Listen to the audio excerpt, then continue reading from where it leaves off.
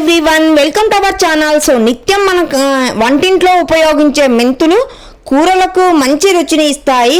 అయితే ఇవి మన కూరలకు సౌందర్యానికి అయితే కూడా ఎంతో మేలు చేస్తాయండి. మెంతుల్లో విటమిన్ ఇ, ఇంకా పీచు, ఇనుము, పొటాషియం, అల్యూమినియం వంటివి ఎక్కువగా జుట్టుని ఆరోగ్యంగా ఉండేలాగా ప్రస్తుతం చాలా మంది ఎదుర్కొంటున్న సమస్య అయితే పొడి జుట్టుకు చెక్ పెట్టడం ఎలా. ఇంకా మనది పొడి జుట్టు అవుతూ ఉంటుంది, బాగా డ్రైగా అయ్యి జుట్టు అంతా రాలిపోతూ ఉంటుంది. ఇంకా దానితో పాటు బాల నెరుపు ఖచ్చితంగా వస్తుంది చాలా మందికి. ప్రస్తుతం చాలా మంది ఎదుర్కొంటున్న సమస్య అయితే జుట్టు నెరిసిపోవడం, ఇంకా చిన్నపిల్లల యుక్త వయసు వారిలోనూ ఇది ఎక్కువగా కనిపిస్తుందండి. మరి దీనికి కారణాలు, ఇంకా పరిష్కారం ఎలా చేసుకోవాలనేది నేను చెప్తాను ఈ వీడియోలో. ఎండ్ వరకు చూసేయండి.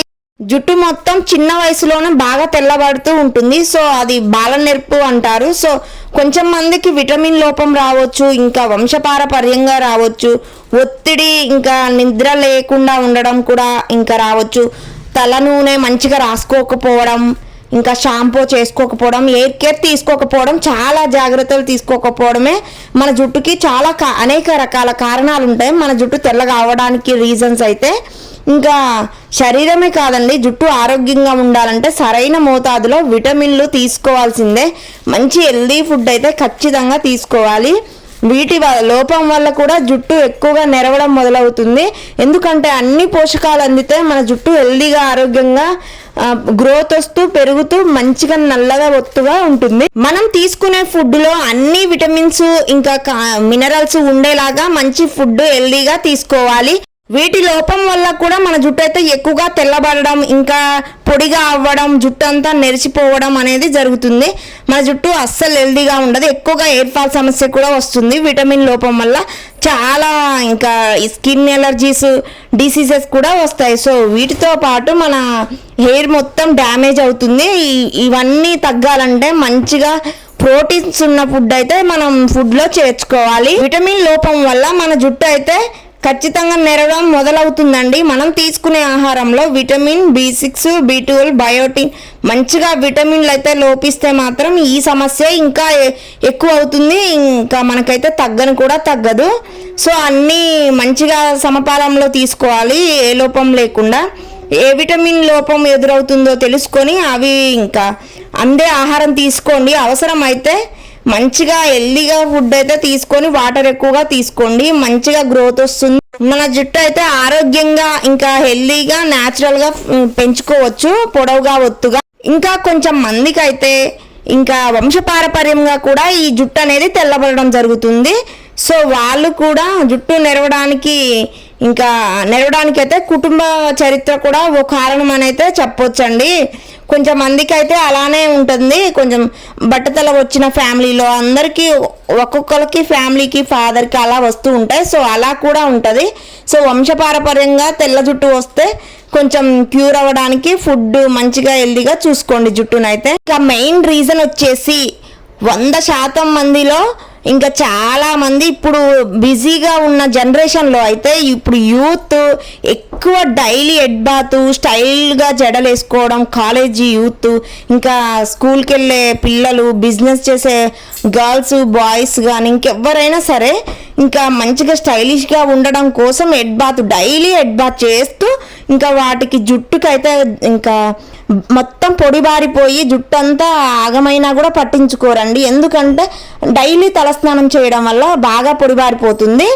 సో వాళ్ళైతే అస్సలు ఆయిల్ పెట్టరు. మెయిన్ రీజన్ వచ్చేసి 100% మందిలో ఇంకా 99% మంది అయితే ఇప్పుడైతే జనరేషన్ వాళ్ళు ఎక్కువగా ఆయిల్ అయితే పెట్టట్లేదండి. ఆయిల్ పెట్టుకోవాలి. వారంలో 2 నుంచి 3 టైమ్స్ అయినా మంచిగా ఆయిల్ పెట్టుకుంటే హెల్దీగా ఉంటుంది మన జుట్టు అయితే. ఇప్పుడున్న జనరేషన్ వాళ్ళైతే చాలా మంది కూడా జుట్టుకు నూనె పెట్టుకోవడమే అస్సలే మానేశారండి. ఇది సరైన పద్ధతి అయితే అస్సలు కాదు. జుట్టుకు పోషణ అవసరం. రోజు కాకపోయినా వారంలో 2 నుంచి 3 సార్లు అయినా నూనె పెట్టుకొని మంచిగా మర్దన మసాజ్ చేసుకోవాలండి. ఇలా 15 మినిట్స్ మంచిగా మర్దన మసాజ్ చేసుకున్నాం అనుకోండి, మంచిగా బ్లడ్ సర్క్యులేషన్ జరిగి మన జుట్టు అయితే హెల్దీగా గ్రోత్ వస్తుంది. సో న్యాచురల్గా సింపుల్ వేలో మన జుట్టు అయితే ఇంకా స్లోగా అయినా కూడా మంచి హెల్దీగా ఉంటుంది. మన జుట్టు చాలా పొడవుగా ఒత్తుగా మందంగా అవుతుంది.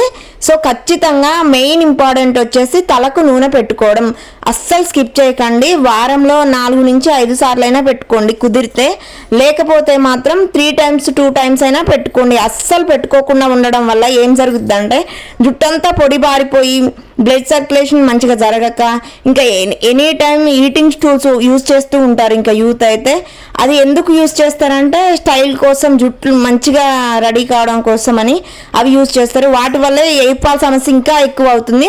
సో ఇవన్నీ చెక్ పెట్టాలంటే మాత్రం నేను ఇక్కడ చూపిస్తున్న విధంగా మంచిగా air oil, homemade natural air oil అయితే తయారు చేసుకుందాం ఈరోజు. సో ఇంకా చూసారు కదండి, మెంతులు తీసుకున్నాను 1 tablespoon, తర్వాత కలోంజీ సీడ్స్ తీసుకున్నాను, మంచిగా వేయించుకోవాలి. తర్వాత కోకోనట్ ఆయిల్ 250 ml తీసుకున్నాను, ప్యూర్ కోకోనట్ ఆయిల్ అండి ఇదైతే. తర్వాత 150 ml కాస్ట్రాల్ ఆయిల్ తీసుకున్నాను. చల్లారినాక మంచిగా గ్రైండ్ చేసి పెట్టుకున్న పౌడర్ అయితే మేతి కలోజీ సీడ్స్ అయితే తీసుకున్నాను. మంచిగా తీసుకొని మంచిగా మరగనివ్వాలి, బాగా బాయిల్ కావాలి, ఆయిల్ అంతా ఇంకా బాగా మరగాలి. సో అలా తర్వాత ఆనియన్స్ ముక్కలు కట్ చేసి పెట్టుకుని ఒక 20 వరకు తీసుకున్నాను. 1 కప్పు కరివేపాకులు కూడా యాడ్ చేసుకుందాం ఇప్పుడైతే. ఇంకా మంచిగా హెల్దీకి అయితే చాలా మంచిది జుట్టుకు అయితే. ఫుడ్లో తింటే ఇంకా మెయిన్ ఇంకా బెనిఫిట్స్ ఉంటాయండి. చాలామంది వీటిని పక్కన పెట్టేస్తారు, కర్రీలో వచ్చినా లేదా ఇంకా చారులో వచ్చినా ఇంకా పప్పులో వచ్చినా కూడా ఇవన్నీ తీసి పక్కన పెట్టి స్కిప్ చేసి ఇంకా నార్మల్ రైస్